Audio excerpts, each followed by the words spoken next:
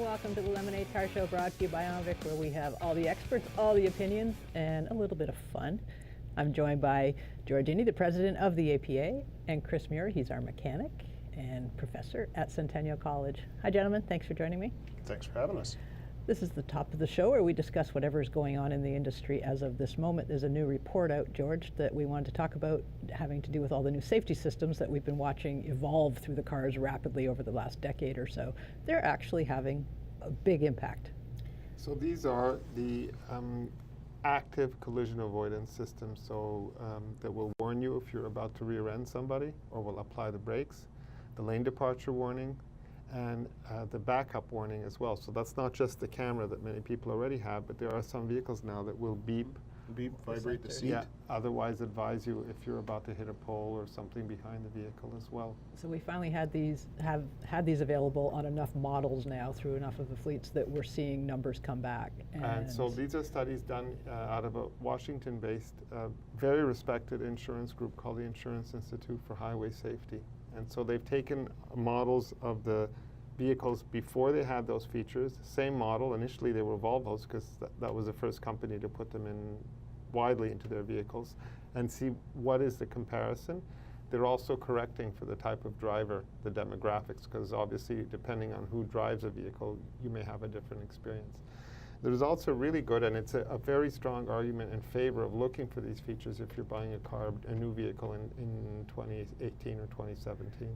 There's a toss-up, and Chris, we've spoken about this before, is that we've got drivers who have all this stuff in the cars, which is great. It's saving lives. There's zero argument against this. It's the same way, autonomous cars, would they save 95% of lives? I can't argue that.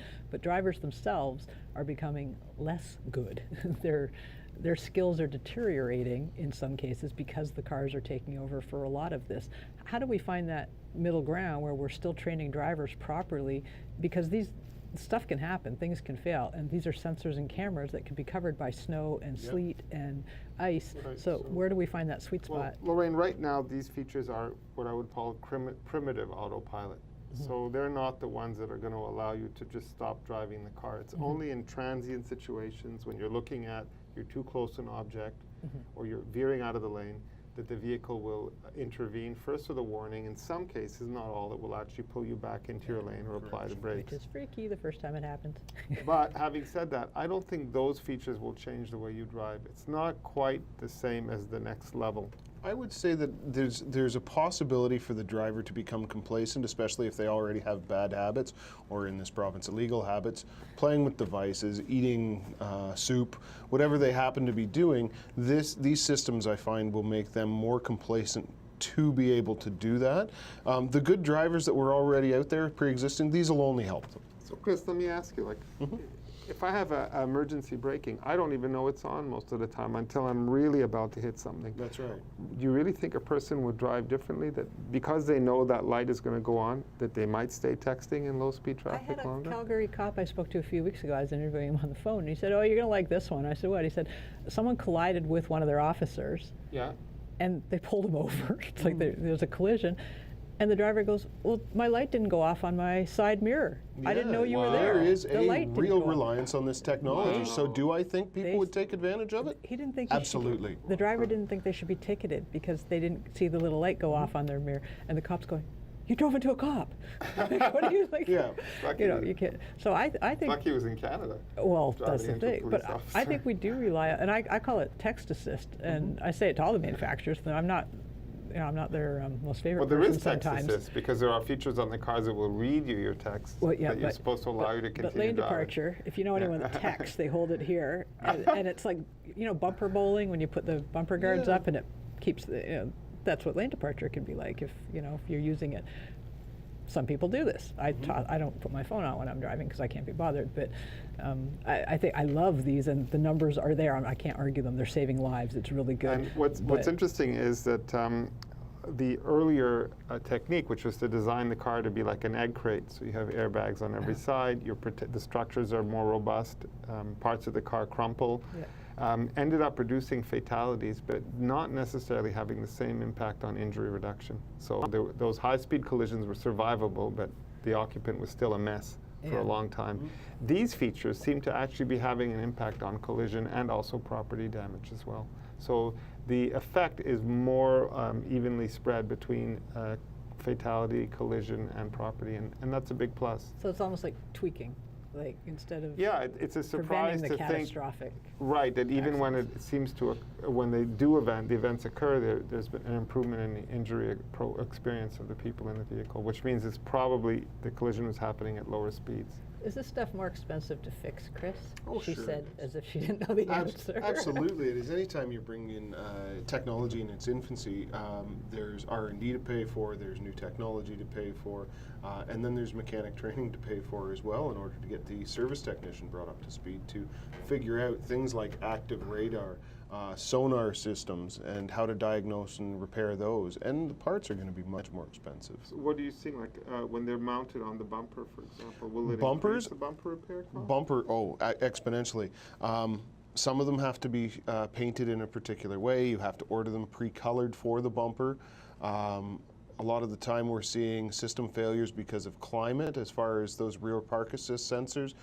Salt. If a trailer hitch is in there, it'll disable the system. The customer will come in and waste a whole bunch of their time getting it diagnosed just for you to pull a hitch pin out and put it in the bed of their truck, right? They've taken a day off work. So even just user operation of some of these systems. And then we've got to consider where sensors are when we replace an object. Make sure that we order the mirror with the little sensor in the side of it. So the cars are doing more, but we still have to do our job. We'll be back with more Lemonade.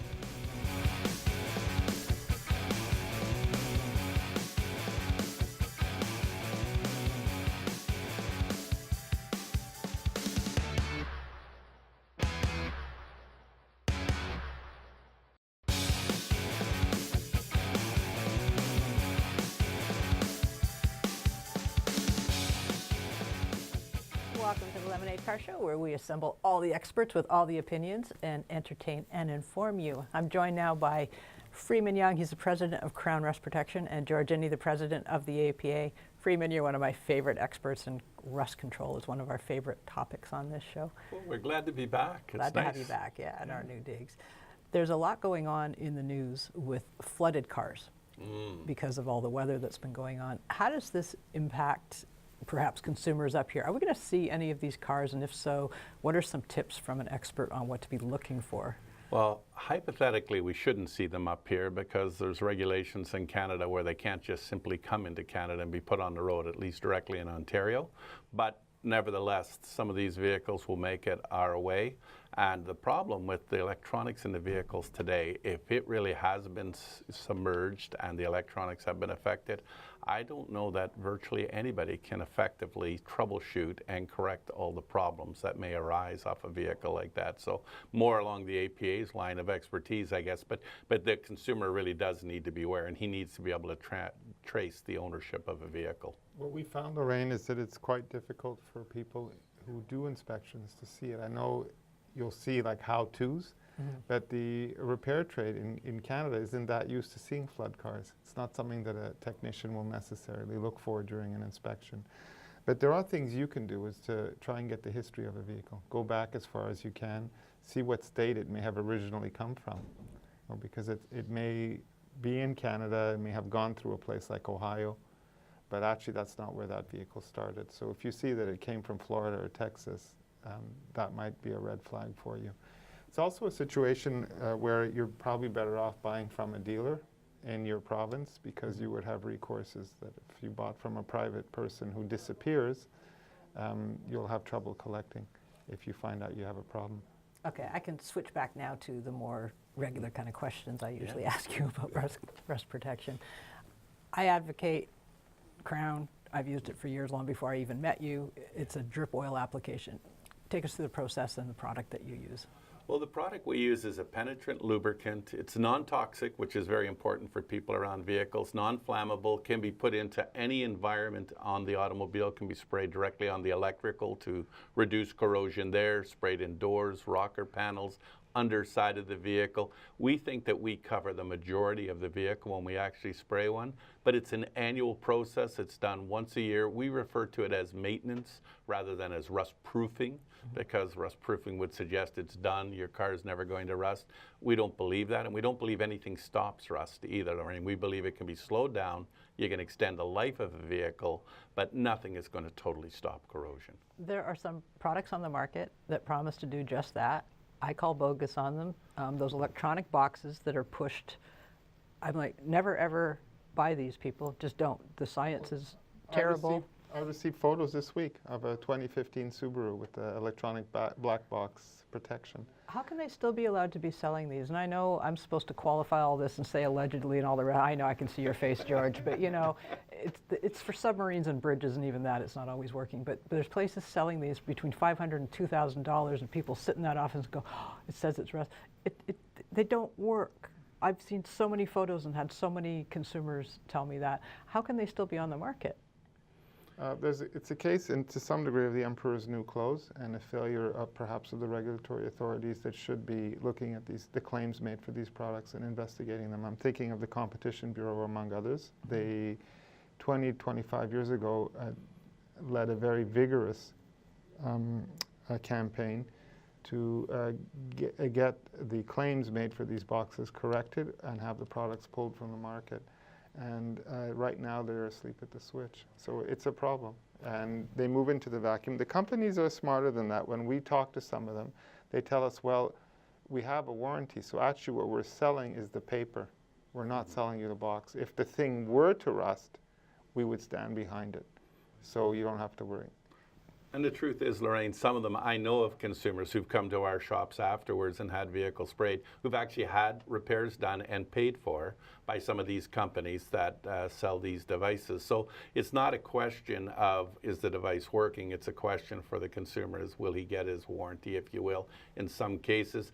But again, it's a misnomer in the industry. If you're really looking to extend the life of your vehicle, nothing lasts forever. Everything requires maintenance, and that's really what we advocate with people. If you're looking for a one Band-Aid fixes every disease you've got, this is never going to happen. And that's why once a year with Krown. Absolutely. And also understanding the industry and the vehicles. Sometimes you'll see patterns of corrosions in vehicle. Even companies like ours will say, okay, you know what, here's a problem. I could name a half-ton, for example. It's dropped a piece of wire and foam down between their inner and outer fender in the rear of the box. We didn't find this out till 2 or 3 years later, because even with fiber optic inspection, it wasn't evident. And so now there's a unique problem. So when we apply product to a vehicle like that, we have to change the application process. So we learn as well as we go along. Will you never have a problem? The answer is no.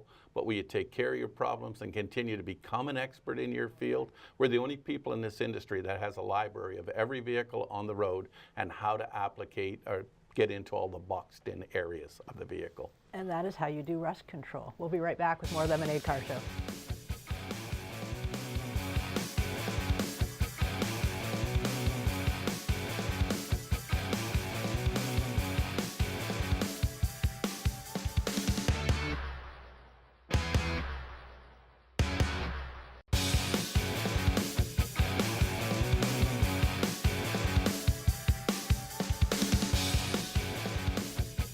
Welcome back to the Lemonade Car Show. I'm still with George Iny and Chris Muir. This is the part of the show where we take calls from viewers and people who have contacted the APA.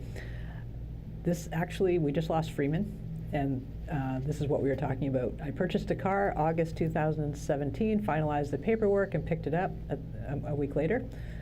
I misunderstood the rust proofing they were selling was an electronic gadget attached to the car. I assumed it was regular rust proofing sprayed onto the car. Unfortunately, I signed the papers. They had to order wires. I went back for it. I can't find a price for it on my papers. I don't want this. I've goofed. What do I do? Can I get out of this? We've already ascertained that I do not believe in these gadgets. I have to say that. George, what happens when this happens? In APA's secret shopping investigations of dealers, I would say roughly a third, and in some markets it's more, offer electronic rust proofing. Sometimes they prefer to put it on because it takes a few minutes at the dealership instead of actually getting under the vehicle and spraying it. That's one of the reasons. The other is that the margin is even higher than on regular rust proofing. I don't know what to say. If it was misrepresented and you can prove it, you should complain to the dealership first, perhaps to the regulator, and ask for a refund of the product. The other alternative, which might be a workaround, is to ask them to put on their conventional product. It probably costs less, so this will be more expensive. You'll have paid too much, but at least you'll be getting some protection with the vehicle. Very difficult. We found that salespeople and business managers talk really fast, and that sometimes the written materials that might help you to arrive at the decision don't come in time. You get those only after you've already agreed to take the product. Should this be on a line on its own on the contract? Generally should be, speaking, it yeah. is. So if you So- have a corrosion product that you bought, it is listed separately in the sales agreement, and it comes with its own paperwork, which means its own warranty and its own form as well. Yeah, they definitely should be itemized. Anything that you add on to your deal should be itemized on that bill. We find that the aftermarket products, the dealers are very highly motivated to sell them because they're high margin items. Mm-hmm. They make very little on the vehicle these days, but they're very, very difficult to remove. Unless it's an insurance product where you have, as an insured, a right to ask for a refund of the premium that you paid. Very difficult to have dealers cancel them after you've taken Okay, them. so pay close attention when you're in that office before you sign anything. No, it's too late. No, before you should- sign. Before you go in, Yeah. you really need to tell yourself, I'm not going to sign anything. And if Okay. I want it, I can always ask for it on the day I take delivery. Okay. We had a call come in today. Hi, my name is Susan from Halifax, and this week I had a problem with my car that occurred 2 years ago.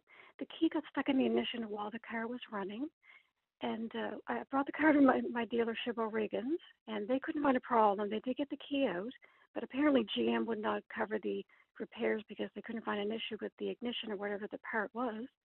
So the car is there this week because again it happened, and of course they don't want to pay for it. It's a $500 fee. So I'm just wondering if you might be able to tell me what I can do, or if there is some option I have, because I brought the car in twice for the same issue, and I know it's the same problem, but they seem to be saying it could be some other issue. But anyway, I'd like to find out if you can help me with that. Thank you very much. It's an old story from General Motors, and honestly, there's usually one solution to it. It's replacing that ignition switch or that ignition cylinder for What's the vehicle. happening inside the part? Like what is? They're just binding up, they're sticking. A lot of the time with the old end bodies being Malibus and Aleros, we saw that someone might spill something sticky in the shifter itself, and it wouldn't allow the cable to come back. So the key would pull the cable back, and when you let go of the key, it was just cable tension that was supposed to put the detent back out, and that of course wouldn't happen. Anything serviceable there that you could do to save the part? No, nothing really serviceable. You can try and recondition it, but it's a shot in the dark, and you have to take apart either piece of steering column or dashboard to get it out. Well, does she have any recourse? She knows that this part is the same thing and GM's not. It's a 10. You know, my sense is there may have been a program for that car, and if there is one and it's expired, then you should argue for some consideration. I think most people would just take it on the chin for $500 or less. Yeah. But yes, if you can prove that it's a manufacturer-related defect, you had the problem that everyone else had, but yours just occurred a bit later. In many provinces, that would give you a claim under the provincial laws that apply to a warranty for defective goods. So she can find that out People through her don't. dealer? Or And who's going to go in for you, right? Because Yeah. the technician that did the repair, if they work for a dealer that sells that brand, their hands are tied. So you'd almost, in that case, be at an independent getting the part. Do you have any experience with negotiating with GM for this? I wouldn't say that I have experience Like negotiating outside with of the program, what you're hearing? Because at one point GM never paid, and now they're much more generous than they used to be. General Motors is Susan should be turned, as looking- far as their customer service goes, they're Susan should be going to an independent absolutely. at this age in their car. We'll be right back.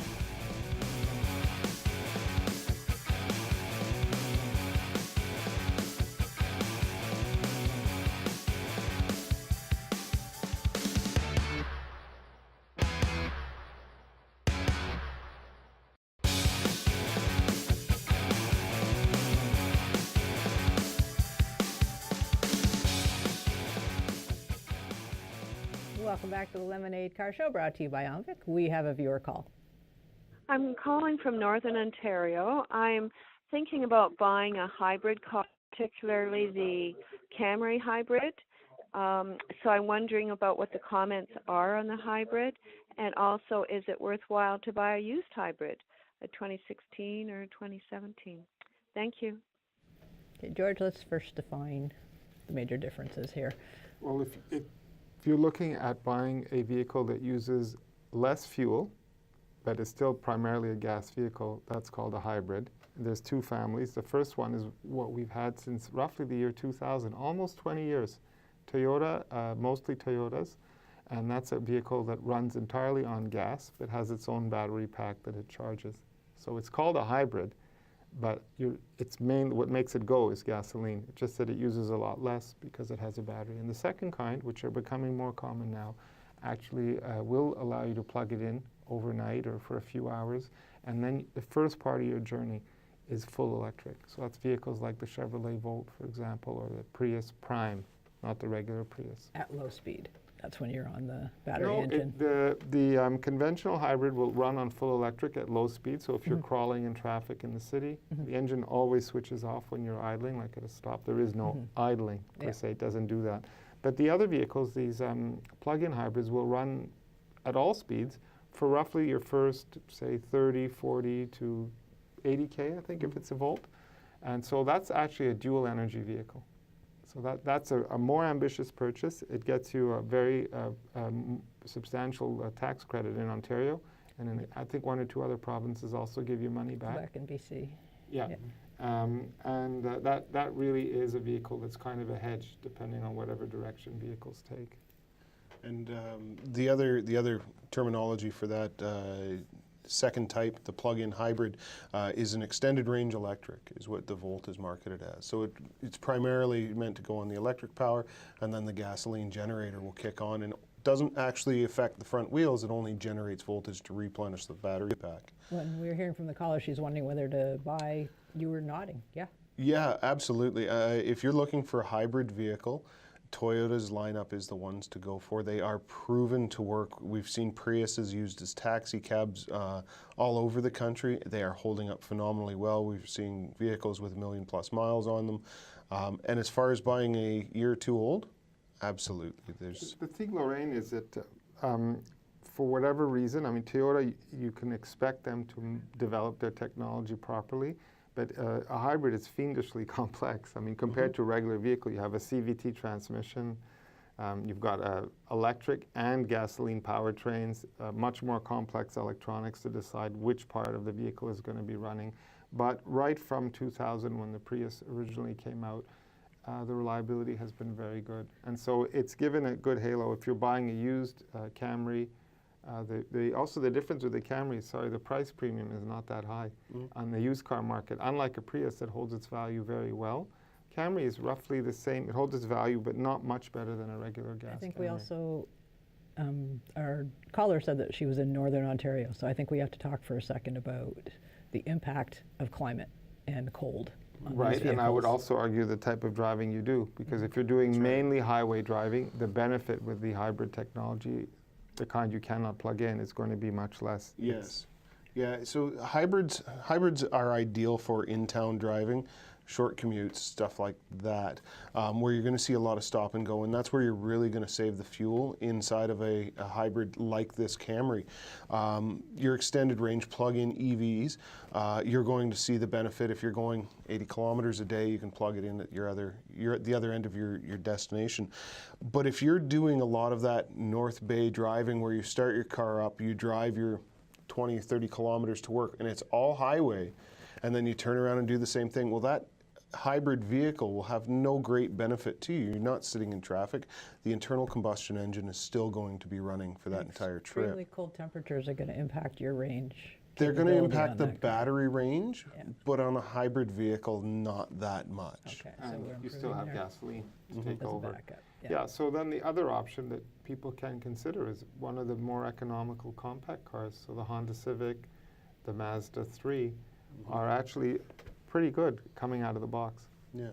If you're a highway driver for those kind of distances. So we've got to consider lifestyle and geography and a lot of other things. But But the Camry Hybrid, a They're good tested. used choice, very small premium, and significant fuel savings over the gas model. What are the battery replacement prices at now? It used to be terrifying, $7,000-8,000 years ago. I They've remember. come way down depending on what voltage output the battery pack has and its popularity on the market. We're seeing a lot of reconditioned battery packs coming out where they just replace a cell or two versus replacing the whole pack.